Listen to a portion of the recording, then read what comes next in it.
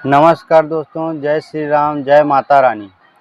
आज इस वीडियो में खास जानकारी के माध्यम से लेकर आया हूँ। जिन दंपतियों को संतान उत्पन्न नहीं हो रही है, बार बार परेशान हो रहे हैं, टोना टोटका है, तो आपको क्या करना है। सप्तमी के दिन आपको जाना है दुर्गा माता के पंडाल में, और जहाँ जवारा लगा हुआ वहाँ 16 श्रृंगार नारियल और नींबू चढ़ा करके 2.5 पत्ता तोड़ लेना है आपको जवारे का, और उसको तुरंत खा लेना है एक सांस में।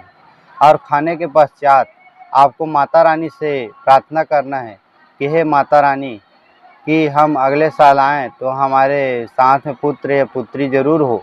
इस प्रकार से आपको प्रार्थना करना है। और अगली बार मैं आपको नारियल और 16 श्रृंगार, लौंग, इलायची, बीड़ा, पान और मिठाई वगैरह चढ़ाने के लिए इस प्रकार से आपको बोल करके प्रार्थना कर लेना है।